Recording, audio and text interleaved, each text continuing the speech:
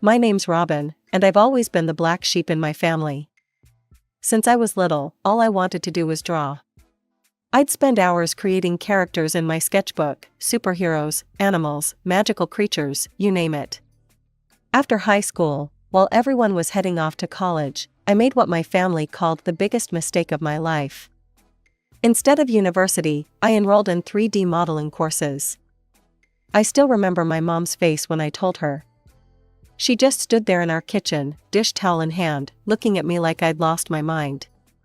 "What do you mean you're not going to college?" she asked, her voice rising. "Your sister Jessica went to college. She has a real career now." "Yeah, Jessica. My perfect older sister, who did everything right according to our parents.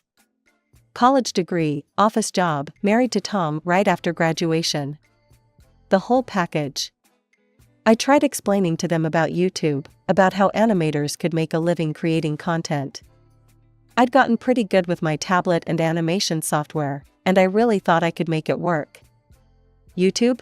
Dad scoffed one evening during dinner. "That's not a real job, Robin. You're going to live with us forever at this rate." The worst part was, at first, they were kind of right. My early animations barely got any views. I was making pocket change, if that. Every time Jessica and Tom came over for Sunday dinner, she'd make sure to bring it up. "Oh my God, Robin," she said one night, scrolling through her phone with this smirk on her face. "Have you seen the comments on your latest video? These people are savage." Tom leaned over to look at her screen. "Wow, they really are ripping it apart. Maybe animation isn't your thing, Robin." I saw how much they enjoyed it, Jessica's little smirk, the way she'd catch Mom's eye and they'd share this knowing look. Even Dad would shake his head and mutter something about wasting time on cartoons. "When are you going to find a normal job?" Mom would ask at least once a week. "You can't keep living in your little fantasy world forever." But here's the thing about me, I'm stubborn. Instead of giving up, I threw myself into improving. I studied successful channels, analyzed what worked and what didn't. I completely revamped my animation style, made my characters more dynamic, added better storytelling. The change didn't happen overnight. But slowly, steadily, things started picking up. 10 subscribers became 100. 100 became 1,000. Every time I hit a milestone, Jessica would roll her eyes and change the subject to her latest promotion or something. 3 years flew by like a time-lapse animation. My channel had grown beyond anything I could have imagined when I first started. The money was rolling in steadily now, sponsorship deals, merchandise, animation contracts. Every month, my bank account grew bigger, but I kept quiet about it. Let them think I was still struggling. I decided to drop the bomb during one of our regular family dinners. Jessica and Tom were there, as usual. Mom had made her signature lasagna, and everyone was picking at their food while discussing Jessica's latest work promotion. "I have an announcement," I said, setting down my fork. "I'm moving out next week. I've rented an apartment." The silence that followed was beautiful. Jessica choked a bit on her wine. "You what?" she sputtered, exchanging looks with Tom. "Where did you get money for an apartment?" "Dad, are you paying for this?" I took a slow sip of water, enjoying the moment. "Actually, my channel is doing quite well. Well enough that I could rent a house if I wanted to." Mom dropped her fork. The clatter against the plate was almost as loud as the silence that followed. "How much money are we talking about here?" Jessica demanded, her voice sharp. "There's no way you're making that much from YouTube." I just smiled and shrugged. Enough. They peppered me with questions all through dinner, trying to get me to reveal exact numbers, but I kept my mouth shut. The next morning, I moved into my new apartment. It wasn't huge, but it was mine, well, rented, but still mine. No more judgmental looks over breakfast, no more snide comments about my little hobby. I threw myself into work even harder after that. My setup in the new apartment was perfect, a dedicated animation studio with all the equipment I needed. My style evolved, my storytelling got better, and my subscriber count kept climbing. The money kept flowing in, and for the first time in my life, I could shop wherever I wanted. I remember the first time I showed up at my parents' house for dinner wearing designer jeans and carrying a real leather bag. Jessica's eyes nearly popped out of her head. She kept staring at my purse throughout dinner, probably trying to figure out if it was real. "Is that Gucci?" she finally asked, trying to sound casual and failing miserably. "Maybe," I replied, hiding my smile behind my water glass. That's when things started to shift. It began with small things at first. Dad mentioning how the water bill was higher than usual. Mom casually bringing up how the refrigerator was making strange noises and might need replacing. "The property taxes went up this year," Dad said one evening, sliding into what I now recognize as his asking for money voice. "It's getting harder to keep up with all the bills." I wrote them a check right there at the dinner table. Why not? I could afford it. The look of relief on their faces made me feel good, like I was finally proving my worth to them. Pretty soon, it became a regular thing. The utilities needed paying? I'd handle it. The roof needed repairs? No problem. New appliances? Just tell me where to send the money. I was making more than enough to cover their expenses and still save for my own place. Life has a funny way of flipping the script on people. While my animation career was taking off, Jessica's perfect life was starting to show some cracks.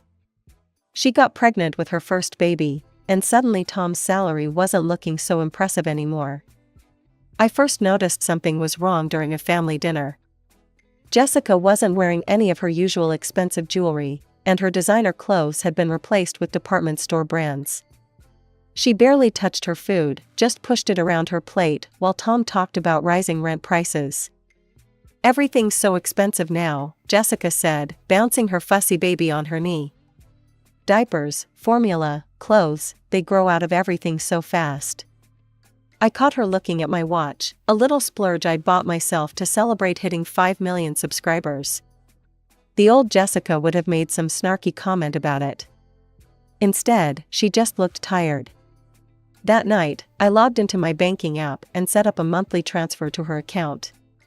Not a huge amount, but enough to take the edge off. I didn't tell her it was from me at first, but she figured it out pretty quickly. "You don't have to do this," she said when she called me about it, trying to sound proud, but I could hear the relief in her voice. "I want to," I replied. "That's what sisters are for, right?" When I turned 26, I decided it was time to level up my business. Working from home was fine when it was just me, but I had bigger plans. I rented out an entire floor in an office building downtown, floor-to-ceiling windows, modern furniture, the works. Then I started hiring other artists, talented people who shared my vision for creating amazing content. "You have your own company now?" Mom asked when I told them about it. "Like, a real office with employees and everything?" "Yeah," I smiled. "A whole team of animators. We're working on some really exciting projects." My success kept snowballing. I bought myself a beautiful apartment in one of those fancy high-rises with a doorman and everything. Then came the new car, nothing too flashy, but definitely nicer than anything I'd ever dreamed of owning before. I was even starting to look at houses, thinking maybe it was time for something bigger. Then Jessica announced she was pregnant again. She tried to sound excited when she told us over dinner, but I could see the worry in her eyes. Tom had lost his job a month earlier and was doing contract work that barely covered their existing bills. "We might have to move to a smaller apartment," Jessica said quietly after dinner, while we were doing the dishes. "The landlord's raising the rent again, and with another baby coming." I didn't even hesitate. "Don't worry about the rent. I'll cover it." And just like that, I became responsible for my sister's rent. The same sister who used to mock my little cartoons now lived in an apartment paid for by those very cartoons. She stopped making snide comments about my career choices after that. Amazing how money can change people's perspectives. Our Saturday family dinners had become a regular thing again. Every weekend, I'd drive over to my parents' house, where Jessica, Tom, and their kids would already be waiting. The food was always good, the kids were cute, and everything seemed perfect on the surface. But there was a new pattern I couldn't help noticing. The washing machine's making that weird noise again, Mom would say, carefully watching my reaction over her coffee cup. Tommy's growing so fast, Jessica would add. He needs a whole new wardrobe for school, and with the baby. It was always something. A broken appliance, school supplies, medical bills, house repairs. The hints weren't even subtle anymore. The property taxes have gone up again, Dad mentioned one Saturday, pushing his mashed potatoes around his plate. And the roof really needs work before winter. I always said yes. Why wouldn't I? My latest merchandising deal alone could cover their expenses for a year. Besides, it felt good to be able to help, to see their relief when I'd write another check or make another transfer. One night, while watching them all around the dinner table, Mom serving dessert, Dad telling one of his old jokes, Jessica's kids making a mess with their ice cream, I had an idea. How about a family vacation? I suggested. 2 weeks in Hawaii? You should have seen their faces. Mom actually dropped the serving spoon.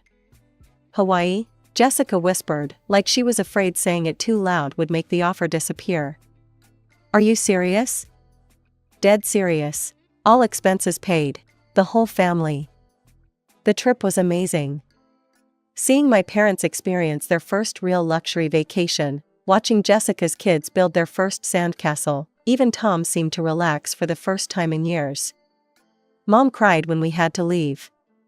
But I had an even bigger surprise planned. Mom and Dad's 35th wedding anniversary was coming up, and I wanted to do something special.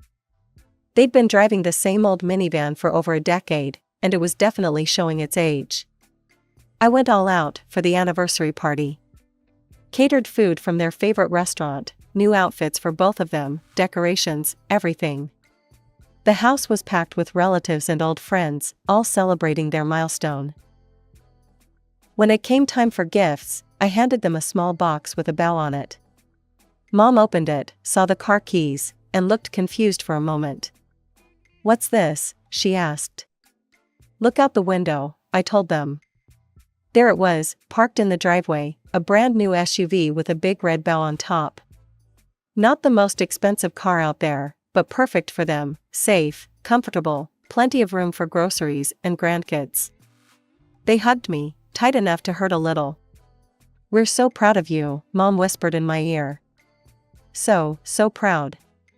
Looking back now, I should have noticed something off in their expressions when they said that. But I was too happy in the moment, too pleased with being able to give back to my family. Too blind to see what was really going on. It was a peaceful Saturday morning, 2 weeks after the anniversary celebration. Mom and Dad had gone shopping in their new car, excited to take it for a spin.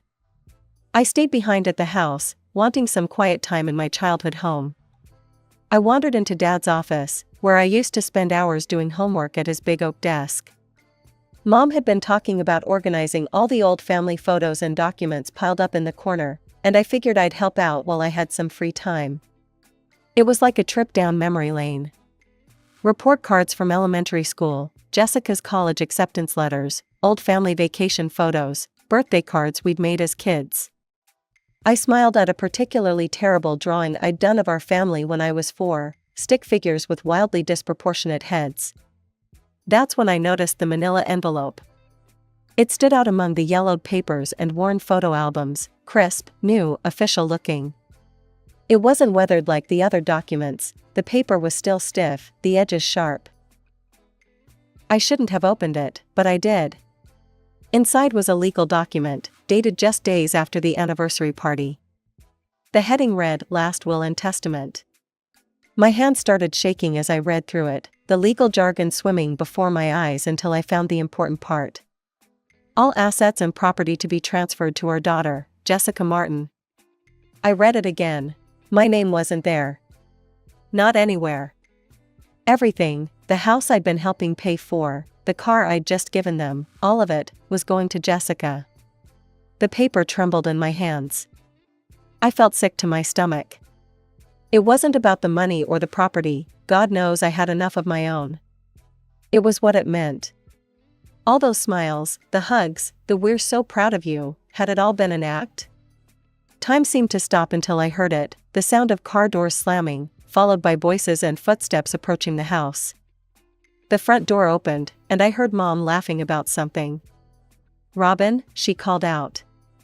"We're back. Where are you?" I stood up slowly, still holding the envelope, and walked to the living room. They were carrying shopping bags, both smiling and chatting about their trip, until they saw me. Until they saw what I was holding. The bags dropped to the floor.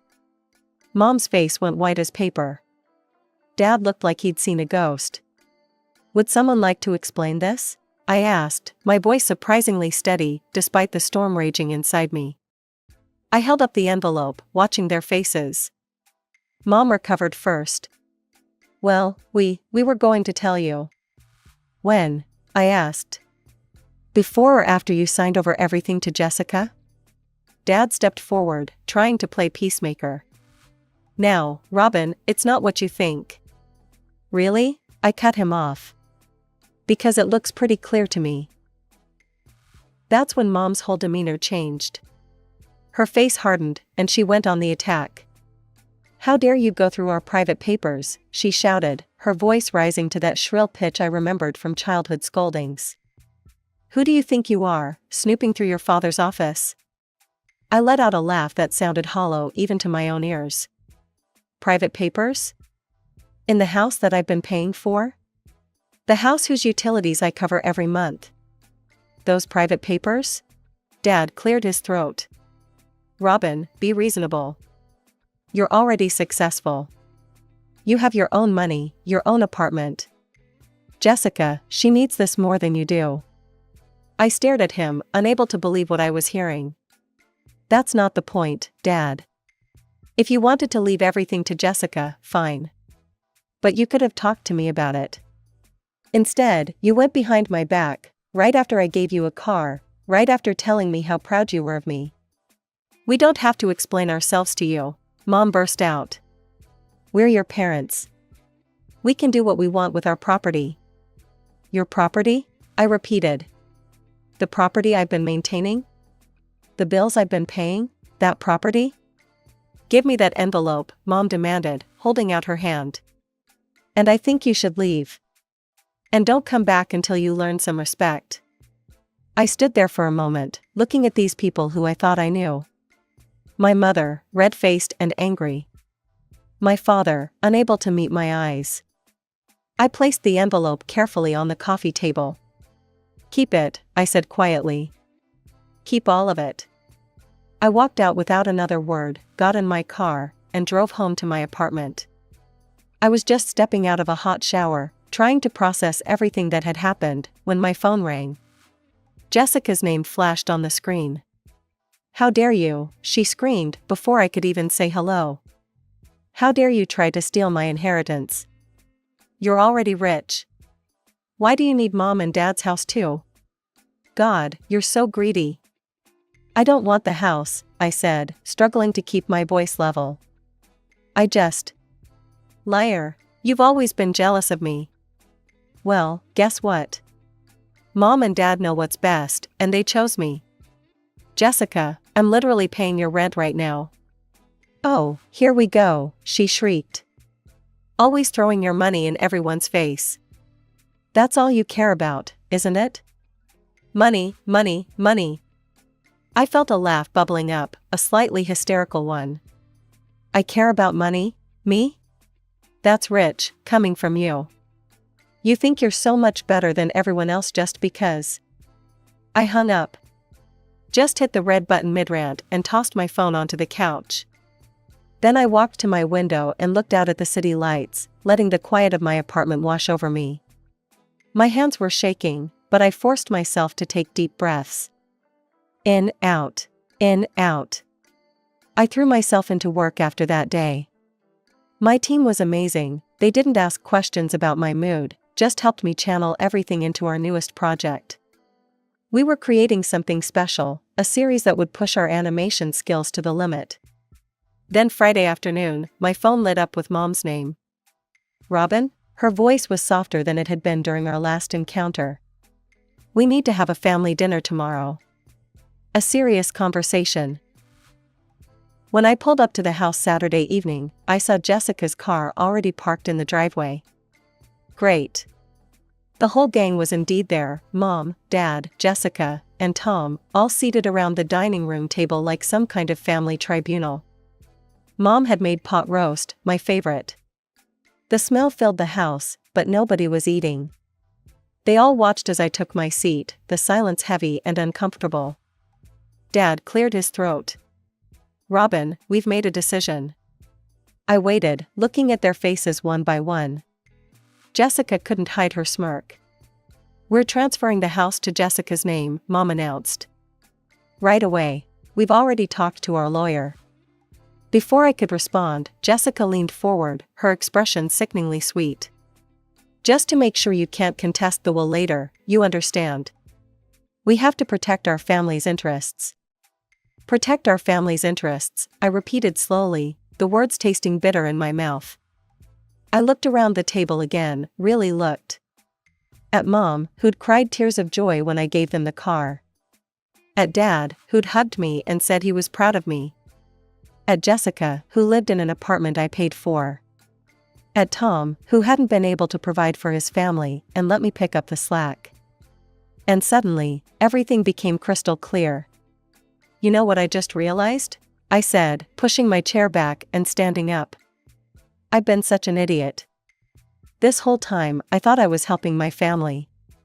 But I wasn't helping family, I was feeding an ATM machine." "What are you talking about?" Mom demanded. "I'm talking about how you all see me. Not as a daughter, not as a sister, just as a convenient source of money." "Well, guess what? The ATM is closed." "Robin," Dad started, but I cut him off. "Starting today, I'm done. No more paying your bills. No more covering your rent, Jessica. No more gifts, no more transfers, nothing. You want to play games with inheritance? Fine. But you can do it with your own money." Jessica's face went from smug to panicked in an instant. "You can't do that. Watch me." "Robin, be reasonable," Mom pleaded, her voice rising. "We're your family." "No," I said, my voice steady. "Family doesn't do what you did. Family doesn't smile to your face while stabbing you in the back. Family doesn't take and take and take and then treat you like this." They all started yelling at once, Mom crying, Dad calling my name, Jessica screaming about how selfish I was, Tom trying to talk about the kids. Their voices followed me down the hallway, but I didn't stop. I didn't look back. My phone wouldn't stop buzzing for days after that dinner. Texts, calls, voicemails, all of them ranging from guilt-tripping to outright hostile. I didn't respond to any of them. Then Mom took it to Facebook. I knew it was coming. She'd always been the type to air family drama online when she couldn't get her way in person.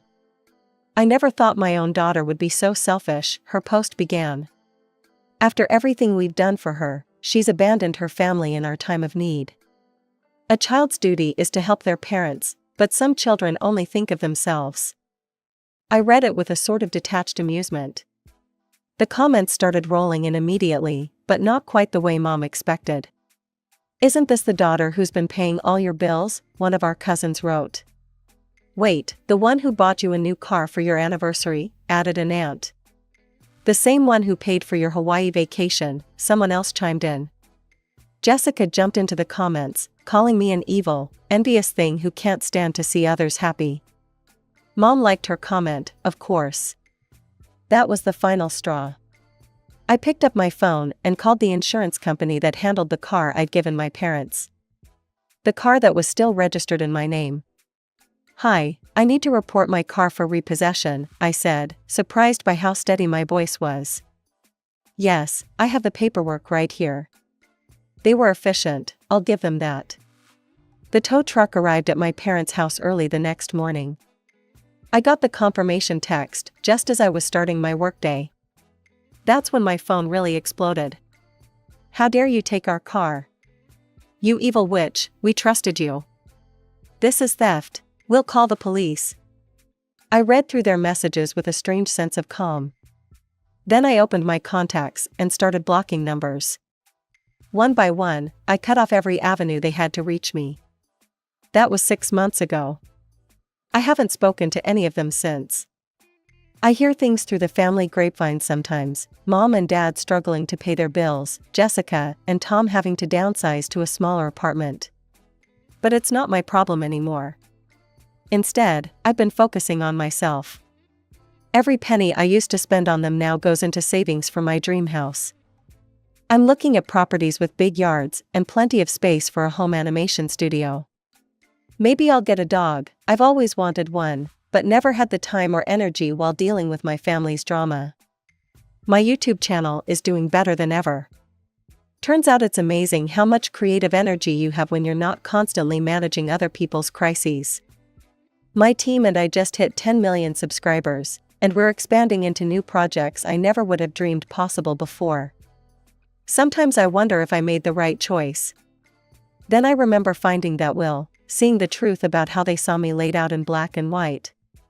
I think about all the times they laughed at my dreams, only to turn around and demand the fruits of those same dreams. Some people might call me cold for cutting off my family.